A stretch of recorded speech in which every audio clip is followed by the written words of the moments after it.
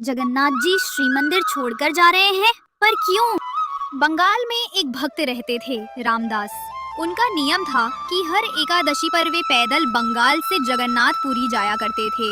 वहां जाकर वे सुबह समुद्र में स्नान करते, महाप्रसाद पाते और फिर रात को शयन आरती के बाद मंदिर के बाहर बैठकर कीर्तन करते। महाप्रभु जगन्नाथ जी उनसे बहुत प्रसन्न रहते थे और उन्हें अपार प्रेम करते थे। धीरे धीरे समय बीता और रामदास वृद्ध होने लगे।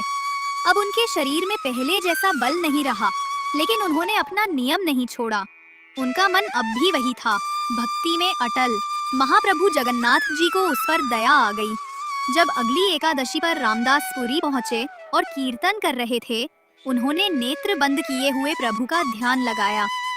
तभी उनके ध्यान में जगन्नाथ जी प्रकट हुए और बोले, रामदास, तू अब पुरी मत आया कर, मुझे बड़ा कष्ट होता है।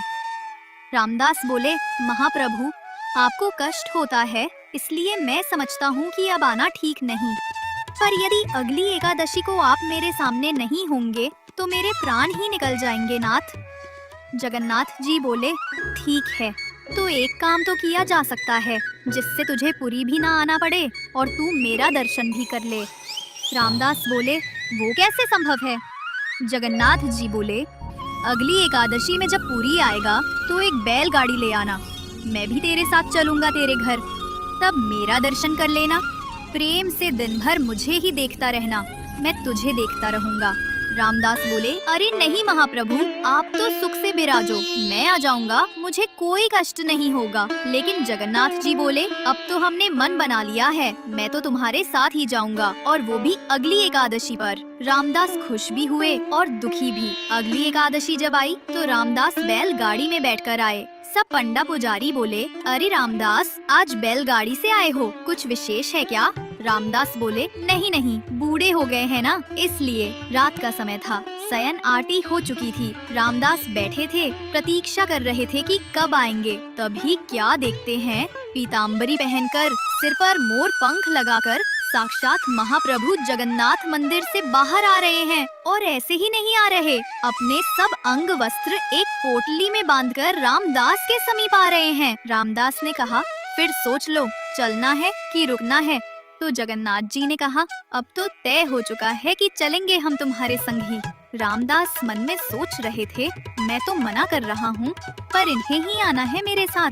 जब बैलगाड़ी के पास गए तो जगन्नाथ जी बोले, ये बैल तो बूढ़े हैं, मैं अगर त्रिलोक का भार लेकर बैठा तो ये यहीं से वैकुंठ चले जाएंगे। भोले रामदास बोले, अब तो यही मिला मुझे, इसी से काम चला लो। जगन्नाथ जी ने कहा, ठीक है।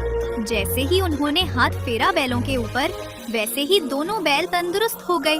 जगन्नाथ जी बोले, हटो, हम चलाते हैं, ये हमारी काम की है। रामदास बोले, मैं ही चला लूंगा, आप छोड़ो। जगन्नाथ जी बोले, नहीं, मैं ही चलाऊंगा।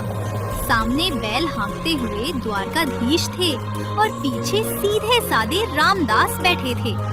जैसे ही मंगला आरती का समय हुआ, वैसे ही सब पुजारी बोले, ये सुभद्रा जी और बलभद्र जी तो हैं, पर जगन्नाथ जी कहाँ गए? सब जगह हल्ला मच गया, जगन्नाथ जी चोरी हो गए, ढूंढो। सबका शक गया रामदास के ऊपर, क्योंकि रामदास ही वहाँ रात भर रहते थे। जगन्नाथ जी को पता चल गया था कि सब पंडा पुजारी रामदास के पास आ रहे हैं। वो अभी पुरी की सीमा से बाहर नहीं गए थे। तो जगन्नाथ जी ने कहा, रामदास, तुम मुझे कहीं छिपा दो, सब पंडा पुजारी आ रहे हैं तुम्हारे पास। पास में ही एक तालाब था, उसके पीछे एक गुफा जैसी बनी थी। तो रामदास ने जगन्नाथ जी को वहीं छिपा दिया, लेकिन उनकी पीताम्बरी का एक कोना बैलगाड़ी में रह गया। सब पंडा पुजारी आए और उनकी तलाशी लेने लगे। तभी वो पीताम्बरी का छोर उन्हें दिख गया और बिना कुछ पूछे मारपीट शुरू कर दी। तभी तालाब से आवाज आई, अरे मूर्खो, तुम्हें क्या लगता है मुझे कोई अपनी मर्जी से ले जा सकता है? नहीं, मैं स्वयं चलकर आया हूँ। तभी क्या देखा, जगन्नाथ जी के श्रीअंग से रक्त बह रहा है और पूरा तालाब रक्तमंडित हो गया है। सब बोले, क्षमा कर दो महाप्रभु। महाप्रभु बोले, क्षमा नहीं मिलेगी, जाओ, मेरे भक्त को मारते हो, शर्म नहीं आती? और जगन्नाथ जी रामदास के साथ चले गए। कुछ दिन बाद सब फिर से आए और बोले, महाप्रभु, हमारी रोजी रोटी कैसे चलेगी? अब आप तो चले आए, हमारा पेट कैसे पलेगा? जगन्नाथ जी ने कहा, यही अंतर है मेरे भक्त में और बगुला भक्तों में। फिर बोले, ठीक है, हम अपने भार के बराबर तुम लोगों को सोना दे देते हैं, तो हो जाएगा ना? सब बोले, जगन्नाथ जी भारी तो खूब हैं, बहुत सोना मिलेगा। सब बोले, ठीक है। जगन्नाथ जी बोले, रामदास व्यवस्था करो।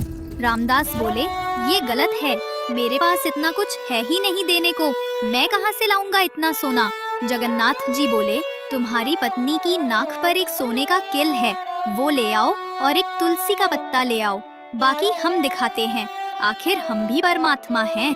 जैसे ही नापा गया तो उस किल से भी कम भार के महाप्रभु हो गए और सब पंडा पुजारी से बोले, जाओ ले लो अपनी जिंदगी, धन चाहिए ना तुम्हें? अब उन पुजारियों के पास कुछ कहने का मुंह न रहा, वे सब पंडा पुजारी खाली हाथ पूरी लौट आए।